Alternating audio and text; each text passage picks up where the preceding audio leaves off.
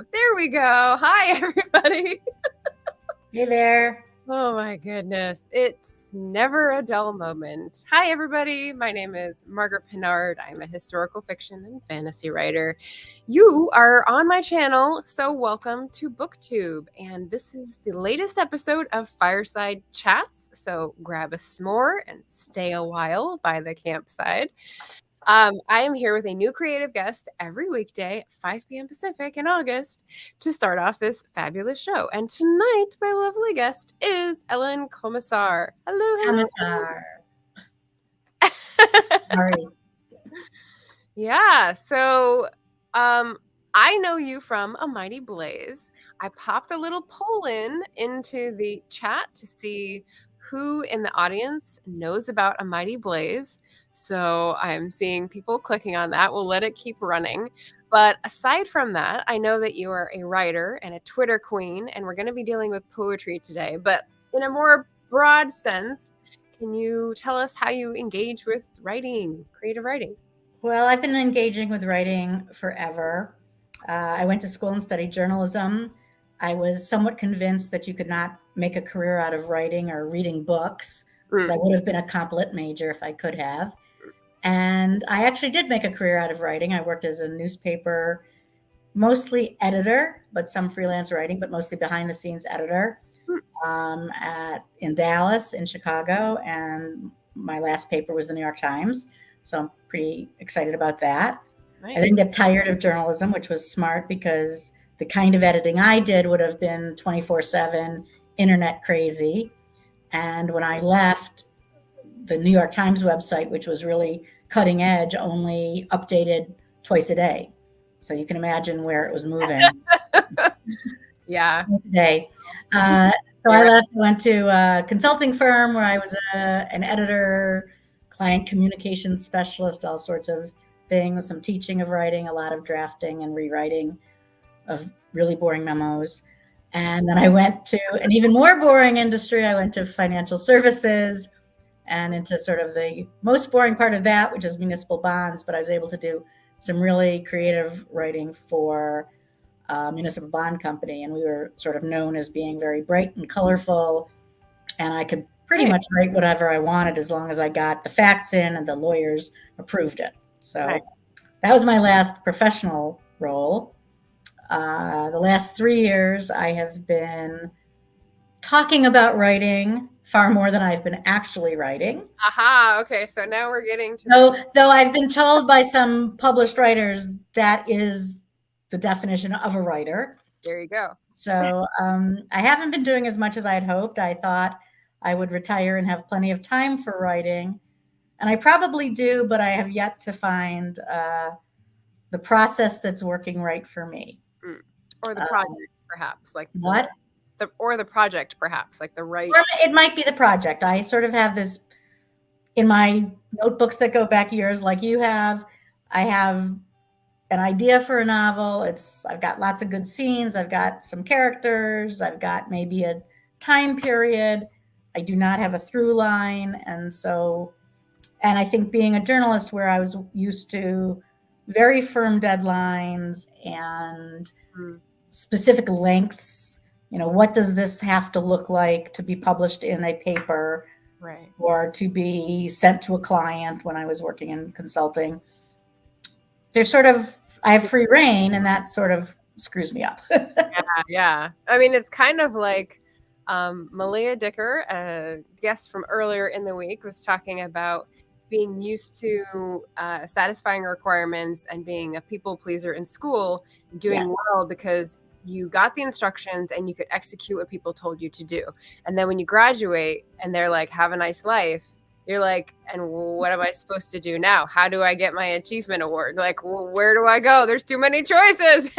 There's that. And though I don't love the term, I think there's an element of imposter syndrome. I remember going to a workshop, and the first time I went, all these people had been there many, many years in a row. And they knew each other, and many were published and in various publications and books. And I felt like an imposter. I'm like, I'm not a writer. And you had the option of getting up and sharing different things you wrote. And one woman very generously split her time period because they asked me right away, "Oh, are you going to get up and present?" And I was like, "What are you talking about? What am I going to?" No. And I did, and people were very affirming. They said, "No, you are a writer. You haven't necessarily figured out what you're doing with it." And I think the problem I've had is that I'm a big reader, and I read books, and I read books that I think are really poorly edited or needed. We just spent some time on a book club last night where I said, these characters were caricatures. They weren't real. They had no depth except for one, and so I sort of know what makes a good book when I'm reading. Yeah. And there's some books I'm like, I could do better than this. And there's others that I'm blown away by. Yeah. But I have this sense of, I want it to be really good and I want it to be publishable, which sets the bar really high and then allows me to procrastinate. Is there anything that blew you away recently that you read that is kind of in your mind of like, wow, if I have something that's sort of like could be that in a distant future, and I'm going to keep that close to the the hearthstone or whatever to sort of guide me. You said poetry, you've said children's literature, and I know that might perk someone's ears up in the chat. There's some interest in kids' stories. I did write recently a children's book in poem, which I've previewed with my 5-year-old great niece and nephew, which was hard to do because there were no pictures yet, but they sort of liked it, based on the iguanas that live outside our public library here in Delray Beach, Florida. And I wondered what would happen if the iguanas, the lizards, went into the library one night or wanted to go into the library. So I've written that. I have a story that's known in my family as the Mr. Splinter stories, which was an oral tradition, which I've yet to be able to figure out how to put into that's an interesting one. Writing. It was a story where the kids would suggest things along the way, and I had to immediately incorporate. And there were some that became sort of set pieces, but they loved the idea that they could send me off and like try to scare me into finding some new way to add to the story. Sort of like what you did the other day, where you were building a story one line at a time. They sort of throw in, and what happens if Mr. Splinter did this? So, all right. Well, then, Cat's Novel Adventures, if you're going to watch this on the replay, give us your idea of how to publish a non-changing manuscript that is somehow improv. Well, it's sort of like, those find your own adventure books where you have to like click here and then it's going to take you to that page. Would you like to see this character go here, there, or everywhere? So I've been doing some of that. That's really the most recent thing. In terms of books, there we go. In terms of books, the book I really loved lately, there's so many because I have to sort of keep going back and look at the list. Jennifer Brown. Do I know you, Jennifer? I know Jennifer from Booktube. So like I wasn't Ellen Comisar as a journalist so much. I was Ellen Lesser. So you may still know me from that standpoint, but she's known a couple of my guests. She knew Sarah DeVello as well, and I'm like, I'm in good company. Yeah, I'm in good company then. In terms of books, there's a lot of. I've read so much lately. I really loved a book called Trust by Hernan Diaz, which won the Pulitzer Prize with Demon Copperhead, which I also liked a lot. And Trust was a book, we tried to do it with my book club and they kind of rejected it. And the people who stuck with it loved it. We switched books. People were like, this is too much. But what I liked about it, and I won't say too much because I don't want to give it away, and I want more people to read it, is that it changes. It's in 4 sections, I believe. And you read the first section and you think you're reading historical fiction. And it's interesting. There's these 2 characters, and there's an insane asylum, all the usual fun in games. And and then you start the second part. I don't want to know. I'm probably no, but I'm just going to say. And then you get to the second part, and it's a completely different book. Oh, okay. And it all ties together, but it appealed to the real literary nerd in me. Yeah. See, there isn't one of those there isn't one of those in here. No, I'm a literary nerd. I go. You had Leaves of Grass person or House of Leaves or whatever that book is. No. I'm not that literary. No. But so I like to lead a book club. I've read, what else did I really like lately? I like Shrines of Gaiety by Kate Atkinson. Oh, I'm reading Started Early, Took My Dog right now, and I was having trouble. I was just talking about that on Wednesday, actually. That book? Yeah. Are you listening to it or reading it? No, I'm reading it, and it's giving me flashbacks to Elizabeth George, and I didn't particularly appreciate Elizabeth George's older work either. So like, now I kind of like this. I think it grew on me because there's a lot of sly British humor, and you're very sort of in deep with all these characters, and not a ton really. I mean, things happen, but a lot of things happen off the page, and you're then hearing about them. So I like that one. I led a book group on that. I very much have been liking Elizabeth Strout's books. I love her. Oh, okay. It seems like you should be on Booktube, Ellen, and have your own channel and talk to people about books, maybe. I could. I do lead two. I'm leading 2 book groups right now, and and that's good because I could be on Booktube, I suppose. In fact, Jenna and I talked about like doing an event where we just sit down and talk about books with each other, like a live event. Yeah. Like, instead of talking about her book or yeah. We've been bouncing that idea around. Like, just get out. What'd you read last week? What do you like? What do you not like? What do you? Yeah. But we don't want to trash anybody's books. So Jennifer says, my father was a journalist, so I grew up reading all kinds of articles from different papers and what have you. So there you go. Now, on her your father, Jennifer. Where'd your father work? Dallas, maybe. I don't know. We'll have to see. Find out. Yeah. So I'm doing. I spend a lot more time reading, unfortunately, than writing. But I don't know that that's a bad thing. No, I don't think so. So tell us how you got involved with Mighty Blaze, and let me see if the poll is filled out. 7 votes, sure. So 43% said yes, they know what a Mighty Blaze is. 29% said no. 29% said sort of, maybe I forgot. So for the people who forgot, I am a volunteer with a Mighty Blaze, as is Ellen, and we donate our time to this like 30-odd member volunteer organization that helps put on shows, produce, promote, and basically have authors on all the time to promote their books and have like virtual tours since the pandemic started. So I've gotten to meet a lot of cool folks that way, both volunteers and people on the show. Uh-oh. Is this my internet or is this Ellen's that has gone awry? Let us know in the chat. Oh, sorry about that. I think it's hers. I did that. I'm sorry. No worries. Oh, you're back. Okay. I hit the wrong button. Oh, okay. You're back. I'm sorry. So that is a Mighty Blaze for anyone who needs to revisit. But how did you first get involved? Did you know Jenna and then she like emailed you in? I knew Jenna and she wrote me in. Yes, that's sort of how all of us got involved. Yeah. I met Jenna through the Rochester Jewish Book Festival, which I was the chair of for many years and an active committee member. I loved Those Who Save Us. And so whenever we had our pop-up bookstore, I would hand sell books and people would say, what should I read? And I would always hand them Jenna's book first. Oh, nice. I followed Jenna on social media. I took one of her Grub Street shows. We are cool. Online and met her through that. And then I started following her on Twitter and we would just bounce back and forth on Twitter. And so I heard about a Mighty Blaze. I started watching shows during the pandemic, both on her channel and other places.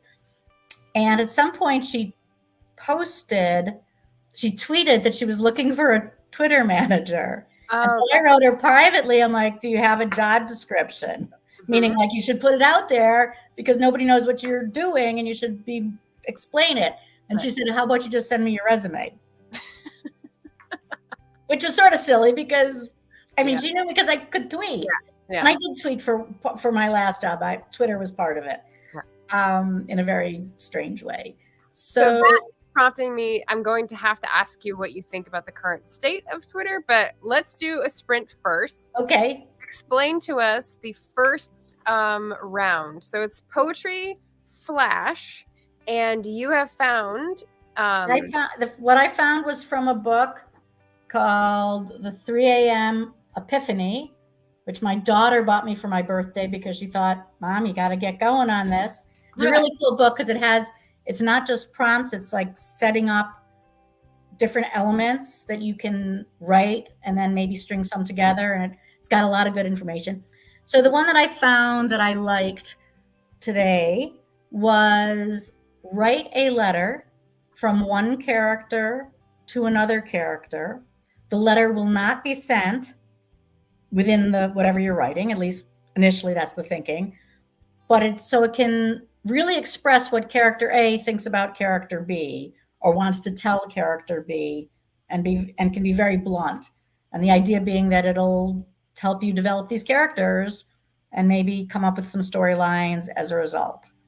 So it's a letter that won't be sent between one character and the other. Okay. If that makes sense. Yes, someone's internal monologue in a prose poem or some other format that makes sense to you from one character to another. I like it. Okay, so we're going to jump into our crackling fireplace ambiance here. And I'm going to go ahead and put myself on mute for the next 15 minutes. And good luck. As will I. Yes. I'll call you back in gently, so try not to scare you.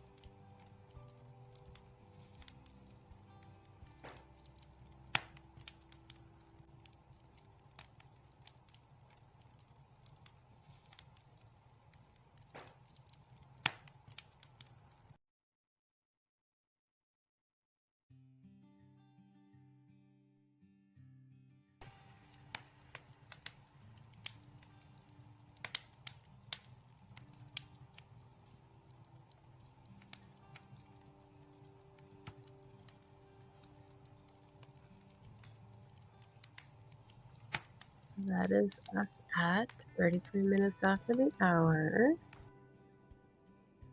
How'd we do? Oh, wrong thing. There we go. Hi, I'm back. You're back. Wrong thing. There we go. How did it feel? It felt good. Yeah? Yes. I did not stick to the poetry, but I did write a letter. Even though I said I was going to do poetry, it just struck me I couldn't quite meld those two formats. And one of the characters I've been playing around with for a while is a woman who comes from a very complex family. Without giving too much away, there's a little bit of a basis in real life where this person was very difficult in my interactions with her. And a mutual acquaintance said, well, as difficult as it is to be on the receiving end of who she is and how she presents, imagine what it must be like to be her. And she had sort of a very interesting family dynamic. And so I have written a letter from her father to her explaining why he's really not so happy and is disappointed with how she's turned out despite all of the great gifts he's given her. Wow. So this is one of those, revenge novel. No. Yeah. And I don't know. And I've had it for quite some while, so I don't know if it's actually going to ever go anywhere or if it just lets me process these deeply held feelings. Nice. Yeah. Yeah. Did you want to read it? I could. Sure. I did it by hand. Yeah, me too. So, Lizette, I know you think I favored your brother, cheered his successes, praised his ability to find a companionable spouse with whom to produce children with great potential. And perhaps I have, but it's not without cause.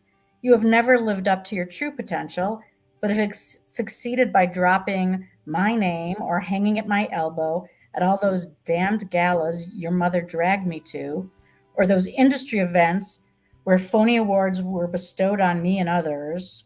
Oh, how I hated those. Being lauded when I knew the main rationale for honoring me was to pull in donations for the cause du jour. Oh, sure, I'd give a speech and tell a joke and thank your mother and acknowledge my children, but in truth, I hated those evenings. You, on the other hand, ate it up. You even loved those awful catered meals and the desserts and the champagne.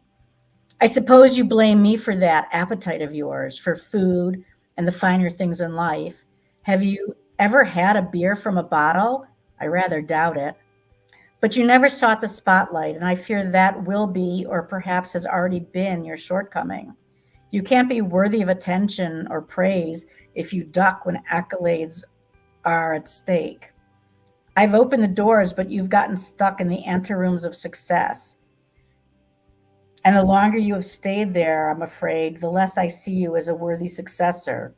Your brothers, well, we needn't talk of George, or Gregor as I wanted to call him. He's been a lost cause since, forever. But Mark, he has used my connections, my introductions, and to be honest, my capital to really make something of his life. He's not seen as my child anymore, but as a fully fledged adult with all the trappings of success and all the challenges too. I know he came down a notch in your estimation with that contretemps last summer at his house in Montauk, and I'm still working my network to clear his record, but at least he made it into the tabloids. Wow. Wow. And some sauce in there, yeah. What? So there's some sauce in there, yeah. There's some sauce there, yeah. And I think part of my challenge is I want to get to a complete scene. So even that is less than a complete scene. It's certainly leading somewhere.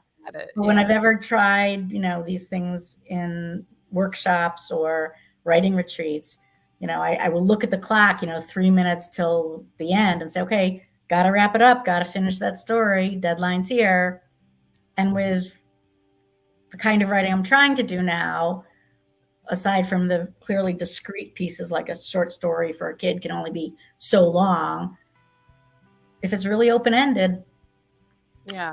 I just, Yeah. Interesting. Okay. Kat said I wrote a book review on. She just finished Bridget Jones' Diary. I think it was for Garb August.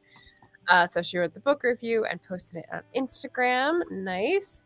Anita wrote a poem, and it took a turn, which we are not surprised. If it took a turn means it went murderous, then I am not surprised. But if it was a different kind of turn, let us know. Well, I always, when my mother was an English teacher, when I wrote poetry, she would always say to me, and she wrote poetry, she would say, at the very end, you have to enter the poem somehow. And even if it's a completely dispassionate, you're looking at something, there has to be that moment that the reader can see that the writer, the poet, has inserted herself or himself. And that insight significantly improved my ability to write poetry. Oh, okay. Nice. I don't think I received that in my English classes, so that is new to me. And Cynthia is here. Hello. Cynthia of Book Whimsy is tomorrow's guest, so just ring in. Hello. Oh, Anita says it went dark but not murderous. At least I don't think so, but someone did die. Okay. Dark death but not murder. Well, there's a line. We found Anita's line for this poem, at least. So I've been working on a work in progress during these fireside chats that is 2 short story scenes that I was trying to knit together. And I think in the past 2 days, I have determined that they do not meld together. So they need to be 2 separate entities again, which is fine. So I'm focusing on the earlier one, which is the 1840s, which is a Charlotte Collins character moving to Scotland with her Mr. Collins. And it takes a turn as well, but it goes supernatural. So this is explaining a little bit of that. I hardly know how to broach this subject with you, Lizzie, my oldest friend. We two have laughed much and groaned loud over imagined scenes and ill-timed impositions. But what I have to write you about today, no, I truly cannot say, because your laughter will put paid to my fledgling self-belief. You may have always known of my practical bent, seen my decisions and the selfish extent to which I prioritized my comfort, but that is all torn away. I see the suffering all around me now. An old woman, a comfortable vicar's wife, a doting grandmama. I feel it, and it is as if I cannot turn away.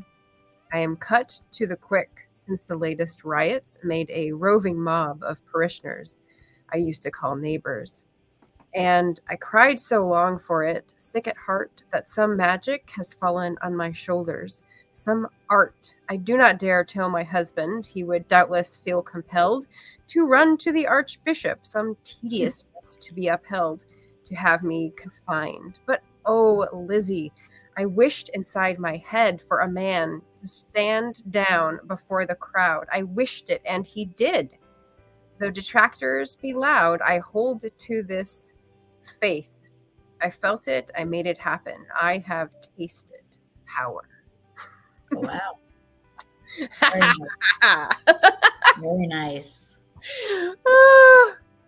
Yeah, I get what you mean by saying like the exercise is good for character development, but like where do you go with that? How does it fit in? You have to like rethink all that. Well, I think what the book talks about is now you have these emotions that the character wouldn't actually say, but now you can say, okay, well, now if that's what that character's really feeling, how does that play out in a different scene? So how does the fact, for example, that my character, the father, really doesn't think that his daughter has made anything of his connections. Obviously, he's very self-centered and egotistical, but how is it that how will he express that? How will that come through? Yeah. So. Microaggressions. I'm seeing those in the future for both of these. Yes. And it's also the other thing that I've been struggling with is that the main character is not so likable. And so how do you, I'm actually reading Carrie Soto is Back on my daughter's recommendation. It's a different kind of book for me. Yeah. But, the character's not all that likable. And yet she's the protagonist. So how do you, I'm trying to take something from that. Like, how do you, she's getting readers, so she knows what she's doing at least. Yeah. That's Taylor Jenkins Reid, right? Yes. He's a force of nature on Force of nature. YouTube, on the Instagram fronts, like everywhere. Everyone knows her name. So like, yes. Succeeded. In fact, the weirdest thing in this book, without giving anything away, her character at some point is relaxing at night in the hotel room. Okay. And is reading the Daisy book. Daisy, I can't think of the name now. Gatsby? No, Daisy something in the Six. Oh, Daisy Jones in the Six. Daisy. So character in this book is reading an unauthorized biography of Daisy Jones in the Six. Talk about cross promotion and marketing. That's like, like a crossover when, the characters from CSI turn up in ER or something. Gotcha. Okay. Yeah. She's doing the Vulcan mind trick or something. Mm-hmm. Okay. So Ellen provided the first prompt from one of her favorite writing craft books. And I figured I would provide the other prompt for our round 2. So I'm popping that in the chat. And then we'll talk about Twitter or X after this round 2. So I've given 3 people 3 choices. The first one came out of the book, and the second 2 I just nope.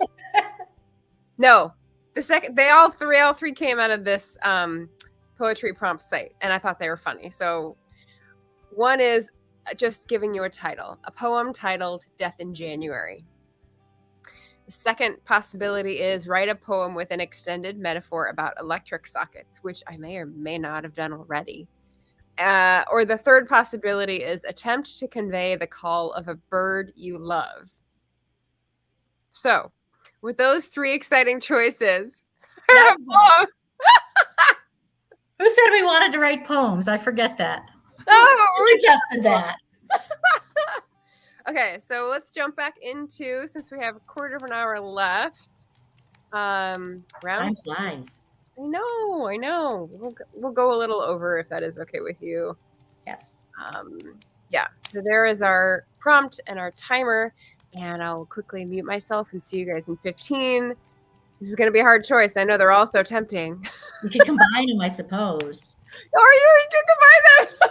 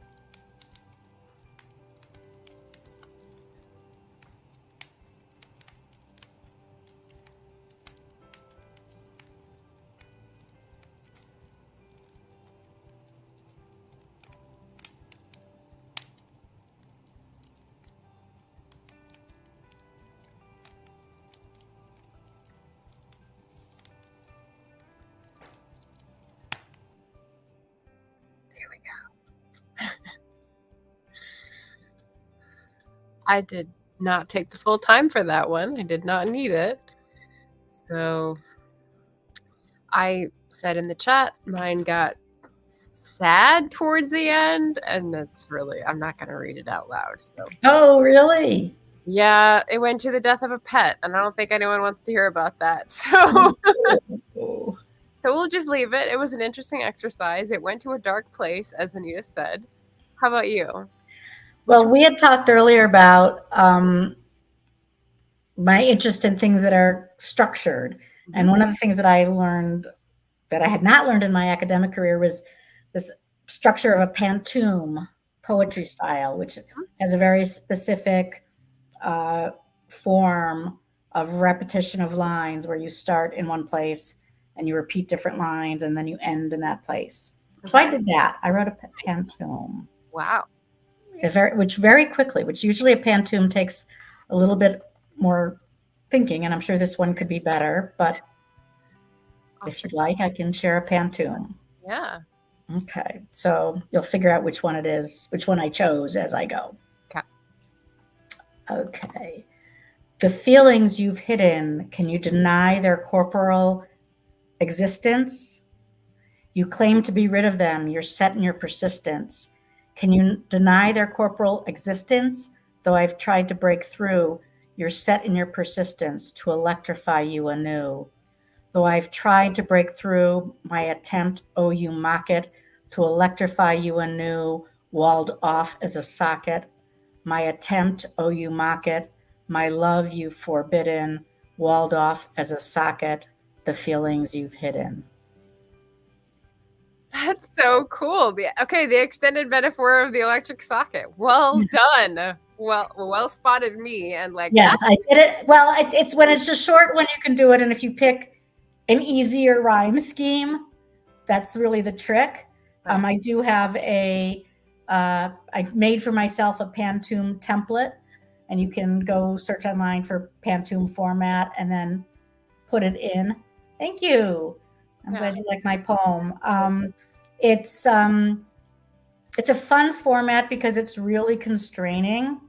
And I found in all of my writing, if there's a limit, if there's a box, when I worked in newspapers and I had to make a chart and had to be a certain size, and you knew the size before you knew the content, you sort of have to fit yourself in there. Yeah. You need more exercises that are more freeing and more decide and run with it, because that's apparently what's tripping you up. Yes, probably. But no, but this is sort of just a fun exercise. And I think what I like about a poem, and certainly a poem this short and quick, could use some polishing, but is you feel you've accomplished something. You can, in a page, in 6 lines, whatever it takes, create something and polish it and say, done, and be proud of it. Right. Whereas with the drafting, I sort of have to keep reminding myself that the books I'm reading are not the first drafts. Right. They've been through editors and multiple readers and multiple revisions. Right. There's a great writer, Boris Fishman, who's had a few novels out. He's a Russian-American writer, and he came to speak at something I went to in Rochester, and he said, we were talking about, when you say you're on your 11th revision, like what's a revision? Did you fix some punctuation? And he goes, oh no, I had a whole, 10,000 word section that was set in New Orleans and it's out.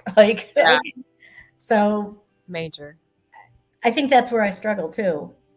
And I don't know about you, Margaret, but I find I'm proud of a lot of what I write. And as a journalist or former journalist, I can write a clean sentence.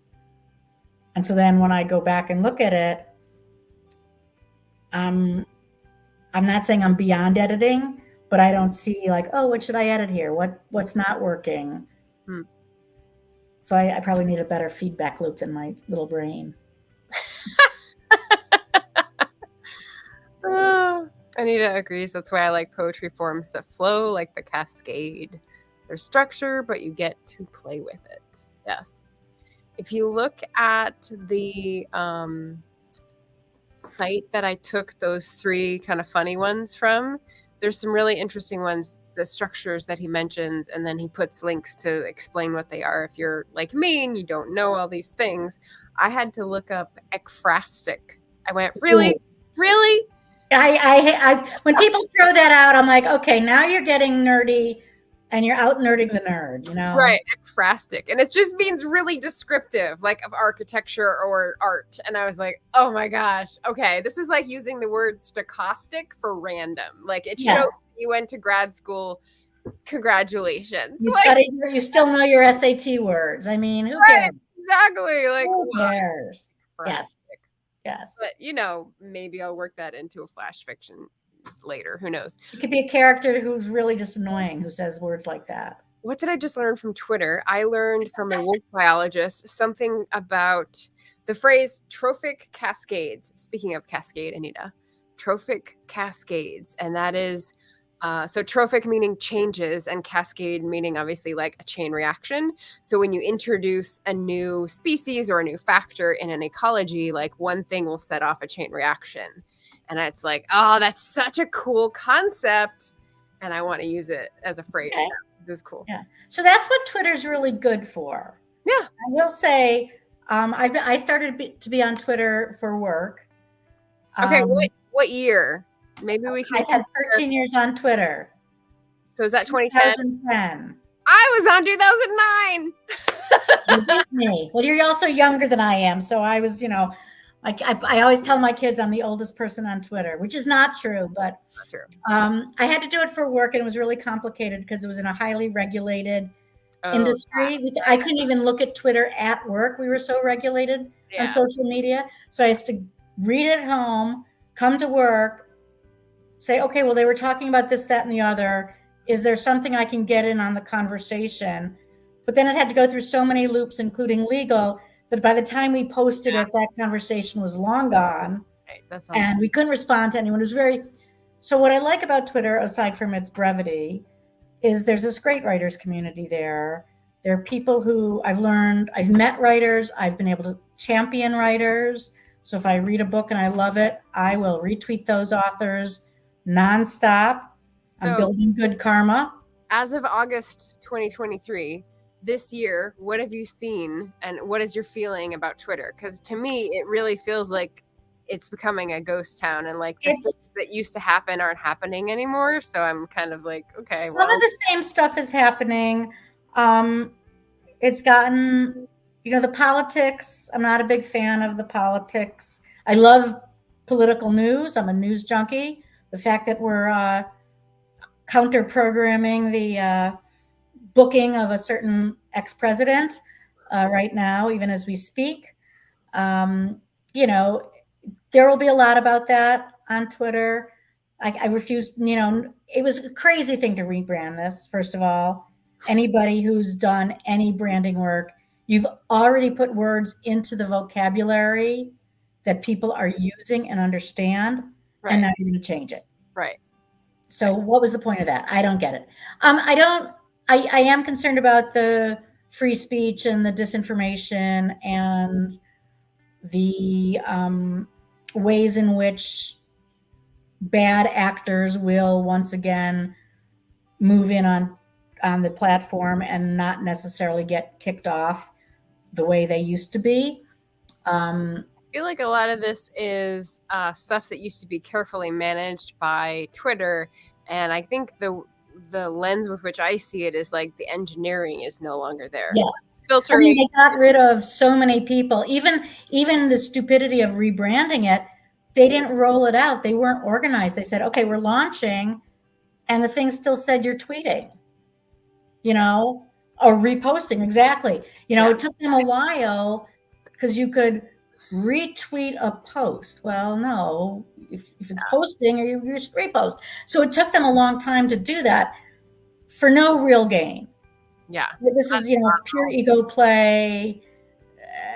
I didn't see that. I do think that the writer community, while many people have moved off platform, and you can find them TikTok, Instagram, Blue Sky, I hear. I see all these YouTube, of course. Yeah. I think a lot of the writers are hesitant to move off entirely because they have built big followings, and it's not at all clear that any of these other platforms are going to have the longevity or reach. Yeah. So for better or worse, you're sort of stuck with it. I still enjoy it. I mean, I'm doing it for the Blaze. We have been able to connect with a lot of readers, connect with a lot of writers, find people who want to watch the show, promote events, things like that. So I like it. I find it really humorous. I like, watching bad TV and watching the tweets on it. So this is not a reliable dopamine hit as you scroll through your list of friends, because everything else is stuffed in there, and you can curate. I mean, that's what I like about that better than you do more rounds of curating people I follow then, because I have lists, and even the lists I go down and I'm like, nope, not interested. So I'm careful. Well, not so much curate as to necessarily reduce, but to say, what am I interested in? I'm interested in fiction. So every time I see anybody that's doing fiction, I don't necessarily search for them, but when somebody retweets somebody, I go look at their site, and if they're not putting out crap. Right. One thing I will say from a marketing standpoint, and we've seen this, and we know some authors who are guilty, though none at present, is the idea that you have a website, Twitter account that is just saying, buy my book, book's out, buy my book. Right. And there are people who just do that. Yeah. And, it's one thing to say my book's on sale at Kindle or bookshop.org, which is where I encourage people to buy books. And certainly at the Mighty Blaze bookshelf of bookshop.org. But you have to have a conversation. You have to engage people. And I mean, my involvement with a Mighty Blaze would not exist except that I maintained a Twitter relationship with an author who I had met and admired. Right. So I think there's still good that can happen on the platform, but I think its heyday may have passed this past year. The peak may have passed. It may have peaked. Yeah. Yes. Okay, so before I forget, because I almost forgot, tell us your favorite word for today. And if you need help remembering, I have it here. I know my favorite word. Okay, well, you had a few, and then I had a couple, but the favorite word we landed upon is pamplemousse, which is French. It means grapefruit. And I just love the way it feels in your mouth when you say it. I like grapefruits, but just that pamplemousse. Pamplemousse. You can't say it without having this joyful feeling about it, even though it's a tart fruit. And it expresses my love of most things French and most citrus. So I actually liked the other word that you offered. So I'll use that as my favorite word today. In French, it's much better than English. Yes. Désagréable.